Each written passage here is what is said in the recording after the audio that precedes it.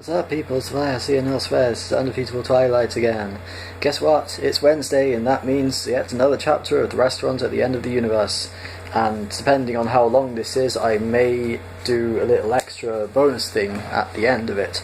If this turns out to be way too long, then I'll do the extra thing in another video, if I still have energy/motivation. But here we go with chapter 8. Can't get my lines right. So do we just sit here or what? Said Zaphod angrily. What do these guys out here want? You, Beeblebrox, said Rooster. They're going to take you to the Frog Star, the most totally evil world in the galaxy. Oh yeah, said Zaphod. They have to come and get me first. They have come and got you, said Rooster. Look out of the window. Zaphod looked and gaped. The ground's going away, he gaped. Where are they taking the ground? They're taking the building, said Rooster. We're airborne. Clouds streaked past the office window. Out in the open air again, Zaphod could see the ring of dark green Frogstar fighters round the uprooted tower of the building. A network of force beams radiated in from them and held the tower in a firm grip. Zaphod shook his head in perplexity. What have I done to deserve this? He said. I walk into a building, they take it away. It's not what you've done they're worried about, said Rooster. It's what you're going to do. Well, don't I get a say in that? You did, years ago. You better hold on, we're in for a fast and bumpy journey. If I ever meet myself, said Zaphod, I'll hit myself so hard I won't know it's hit me. Marvin trudged in through the door, looked at Zaphod accusingly, slumped in a corner and switched himself off. On the bridge of the Heart of Gold, all was silent. Arthur stared at the rack in front of him and thought. He caught Trillian's eyes as she looked at him inquiringly. He looked back at the rack. Finally he saw it. He picked up 5 small plastic squares and laid them on the board that lay just in front of the rack. The 5 squares had on them the 5 letters E, X, Q, U, and I. He laid them next to the letters S, I, T, E. Exquisite, he said, on a triple word score. Score's rather a lot, I'm afraid. The ship bumped and scattered some of the letters for the nth time. Trillian sighed and started to sort them out again. Up and down the silent corridors echoed 4 prefects' feet as he stalked the ship, thumping dead instruments. Why did the ship keep shaking, he thought. Why did it rock and sway? Why could he not find out where they were? Where, basically, were they? The left-hand tower of the Hitchhiker's Guide to the Galaxy offices streaked through interstellar space at a speed never equalled either before or since by any other office block in the universe. In a room halfway up it, Zaphod Beeblebrox strode angrily. Rooster sat on the edge of the desk doing some routine towel maintenance. Hey, where do you say this building was flying to? Demanded Zaphod. The Frog Star, said Rooster. The most totally evil place in the universe. Do you have food there? Said Zaphod. Food? You're going to the Frog Star and you're worried about whether they got food. Without food I may not make it to the Frog Star. Out of the window they could see nothing but the flickering light of the force beams and vague green streaks which was presumably the distorted shapes of the Frog Star fighters. At this speed space itself was invisible and indeed unreal. Here, suck this, said Rooster, offering Zaphod his towel. Zaphod stared at him as if he expected a cuckoo to leap out of his forehead on a small spring. It's soaked in nutrients, explained Rooster. What are you, a messy eater or something? Said Zaphod. The yellow stripes are high in protein, the green ones have vitamins B and C complex, the little pink flowers contain wheat germ extract. Zaphod took and looked at it in amazement. What are the brown stains? He asked. Barbecue sauce, said Rooster, for when I get sick of wheat germ. Zaphod sniffed it doubtfully. Even more doubtfully, he sucked a corner. He spat it out again. Ugh, he stated. Yes, said Rooster, when I've had to suck that end, I usually need to suck the other end a bit too. Why? Asked Zaphod suspiciously. What's in that? Antidepressants, said Rooster. I can't write off this towel, you know, said Zaphod, handing it back. Rooster took it back from him, swung himself off the desk, walked round it, sat in the chair and put his feet up.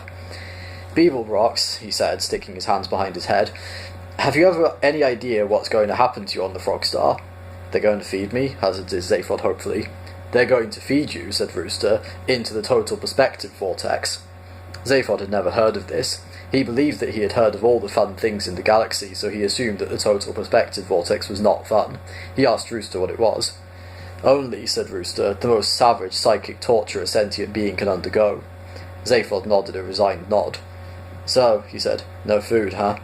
Listen, said Rooster urgently, you can kill a man, destroy his body, break his spirit, but only the total perspective vortex can annihilate a man's soul.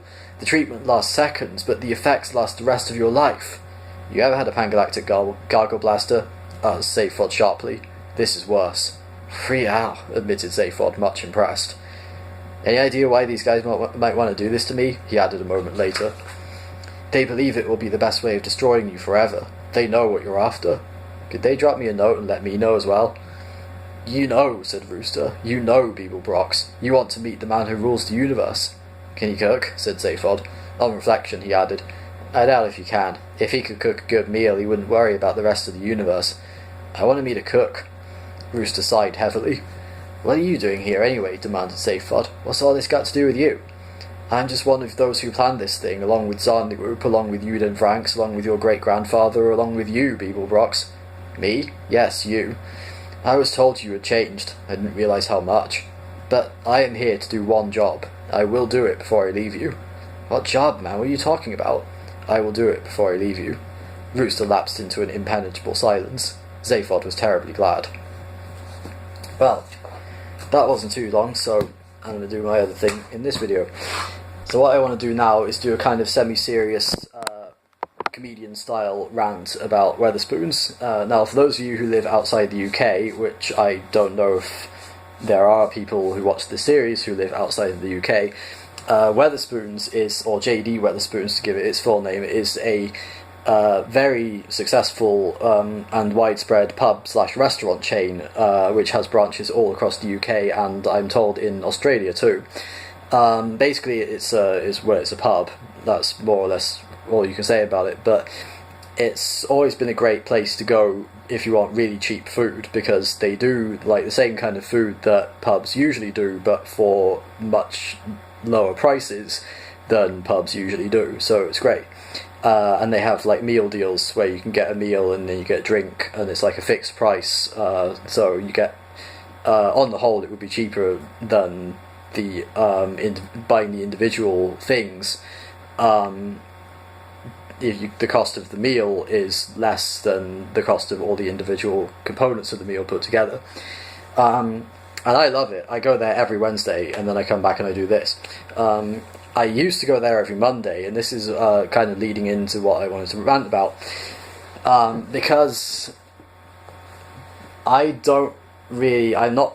they have been doing some things lately that I am not too happy with. Number one, they took away Mexican Monday, which I am never going to forgive them for, because I freaking loved Mexican Monday. It was like the best part of my week, basically, and no exaggeration. The best night of my life was night on Monday when I got to go to Wetherspoons and have the quesadilla, which, by the way, was amazing. And quesadilla and a drink and a dessert, all for £9, and that is not that much, believe me, for a meal and a drink and a dessert. And they took that away, and they took all the Mexican Monday, they took all the Mexican food items off the menu. Why on earth would you do that?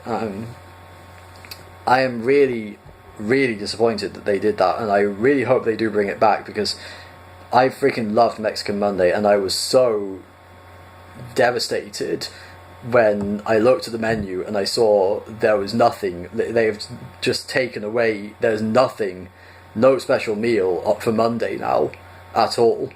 The only thing they're doing now for Monday is selling beer a bit cheaper than they usually do.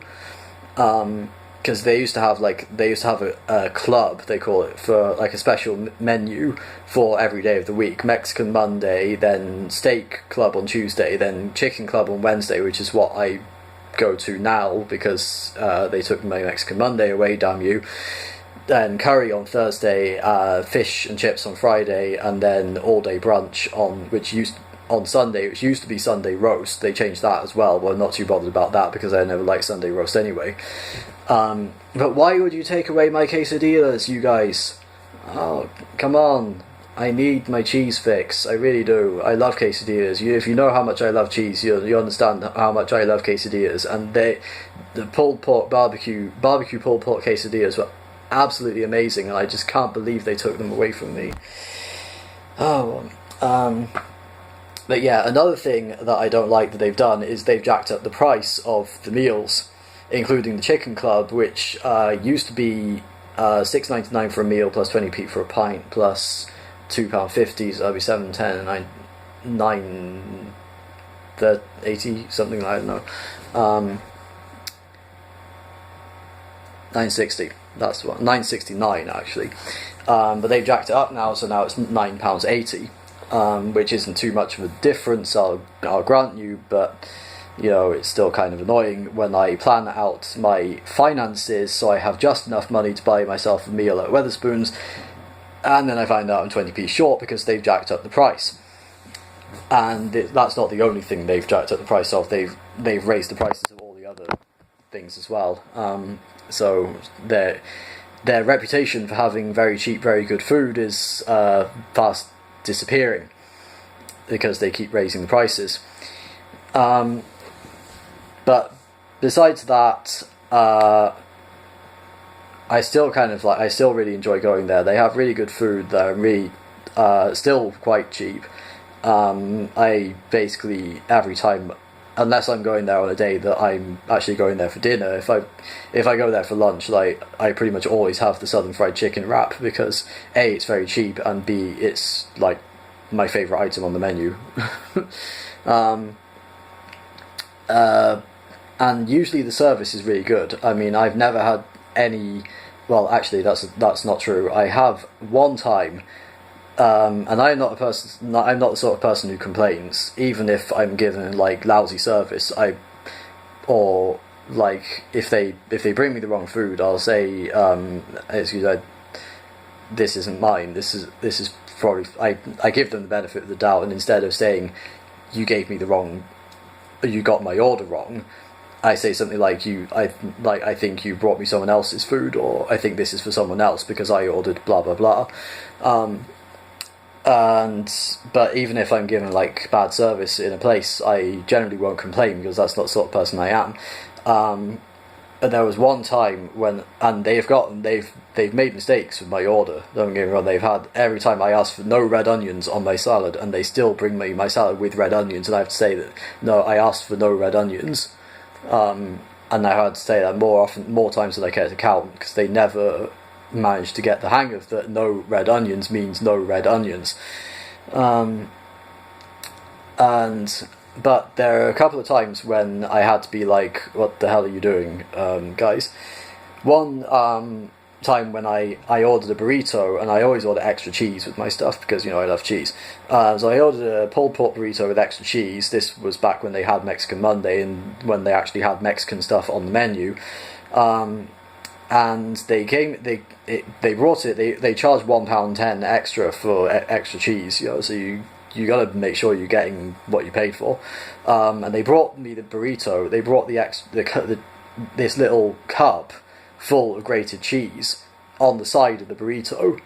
I'm like, I want the cheese in the burrito, and they're like, well, this is just how we do it. And it's like, no, it's not how you do it. You put the cheese inside the burrito. That's how you've always done it. This is the only time you've ever brought me extra cheese outside of a burrito that you've already folded up and wrapped, and I have to unfold it in order to put the cheese in. But I could just do that on my own at home. Why would I go to a restaurant? I expect you to fold the burrito for me so I don't have to do it. Why do I have to unfold the burrito that you've just folded for me so I can put the extra cheese in, which you should have put it in the first place? So yeah, that's what I had to do. I had to unfold the burrito that they had folded up, and I don't know the proper burrito folding technique. Come on, I don't work there. I'm not a chef. I'm a customer. I shouldn't have to prepare my own food when I go to a restaurant. That's not the point of a restaurant, unless it's like a all-you-can-eat buffet. And even then, the food is still cooked. All you do is put it on the plate. I shouldn't have to go to a restaurant and unfold, and I shouldn't have to have them fold a burrito for me and prepare the burrito for me, only for me then to have to unfold it to put in an extra ingredient that I asked for. But that's what I had to do. But I didn't complain about that much to them. But there was one time, to their credit, it was only one time, but there was one time when I was honestly this close to not just complaining, but saying I'm not paying for this food because the service was so bad. It was back at the bottom Wetherspoons, back before that one got flooded, and 2 years ago, and it still hasn't reopened. I don't think they're even going to reopen it. I ordered, again, Mexican, because, I love Mexican. I ordered nachos. This is, again, pulled pork. They seem to love pulled pork with the Mexican thing. Pulled pork nachos with cheese. I ordered extra cheese, of course. It's a huge bowl of nachos with pulled pork, barbecue pulled pork, cheese, and usually it comes with, salsa, guacamole, and sour cream, but since I love sour cream, but I don't like guacamole or salsa, I usually tell them to exchange the salsa and guacamole for sour cream, so I have 3 lots of sour cream and nothing else. Now this night it was very not busy in the pub. There were only about 10 or 11 other tables with people on, and this is a big pub, so it was a very quiet night. I go up to the counter, I order my meal, I pay for it, go back to my table, sit there. 20 minutes later, my food still hasn't arrived. I'm getting pretty hungry by now. They've given me my drink, which I've almost half finished already, just drinking it while waiting for my food, and it still hasn't come. And I'm like, what's taking them so long? Because they're really not busy, at all. So I'm half considering going up and asking where my food is, because it's been 30 minutes already, and it really should not take that long. Usually when I order nachos, I get it in 10-15 minutes, and that's out of 20 minutes if the pub is really busy. And now it's really quiet, and 30 minutes later and my food still hasn't arrived. So I'm like, come on guys, I'm starving here, please bring me my food. They finally bring it 40 minutes late after I first ordered it. It's got I asked for extra cheese, and I paid extra money for it. It's got, and I specifically said 3 lots of sour cream, no guacamole, no salsa. It's got a tiny amount of cheese on it, 1 lot of sour cream, and I specifically asked for three lots, and the pulled pork is stone cold. Not even slightly warm. It's like it's just come out of the fridge. It's that cold. And I was like, ugh, this is bad, guys. This is really bad. Thankfully that has only happened once, but I was so close to taking that back and saying the only reason I didn't is I was already starving to begin with, and I just couldn't wait any longer because I was half dead from hunger by this point, and I had already nearly finished my drink. If I hadn't been so hungry, I would have honestly taken that to the counter and said, touch that pork and tell me that I can eat that, because that is just free. It was I don't use the word literally very often, but it was literally like it had just come out of the fridge. It was that cold. It wasn't even room temperature, it was cold. So yeah, I think their evil plan was to make me wait so long that I would be too hungry to complain. But seriously, that is just not cool. And again, they've only done that once, so that's a good thing. But yeah, that was the only time I ever came this close to complaining about my food. Genuinely complaining, more than actually this isn't what I ordered. Actually saying, this is terrible service. You make me wait 40 minutes for my food when it's not even that busy, and then you bring it to me and it's stone cold. It's got hardly any cheese on it when I asked for extra cheese, and it's got 1 lot of sour cream when I specifically asked for 3 lots. Plus, again, I just remembered this part, I asked for no jalapenos, which I generally included with the nachos. I asked for no jalapenos. It had jalapenos on it. So yeah. So basically, they didn't listen. They took way too long to bring me my food, and when they brought it to me, it was freaking cold. But I ate it anyway because I was starving. Again, let me reiterate, if I hadn't been so desperate for food by that point, I would have taken the plate to the counter, said, there is no way I can eat this. Please go back and make me another one. and do it right this time. I probably wouldn't have said it like that, but you know, that would have been the general sentiment of the message I would try to convey. Anyways, that's all I wanted to do. So again, I'm not over-exaggerating about that event. That did happen exactly as I told it. But Wetherspoons is great. If you ever come to the UK, I don't let my one bad experience put you off. That's one bad experience against 50, 60, whatever good ones. So if you ever come to the UK, just find your local Wetherspoons. They all have different names, because Wetherspoons is just the name of the company that owns them. They're not all actually called Wetherspoons. The one I eat at now is called the Sir Richard Owen. And then the other one, the bottom one that was flooded, was called the Green Air. AYRE, that is, not AIR. But if you ever come to the UK or Ireland or whatever, just find a local Wetherspoons and go there, because they've got a lot of good food and for surprisingly cheap, surprisingly low prices, so you probably won't be disappointed. So that's all from me. I'll see you all again next week. So until then, take care. Love and peace.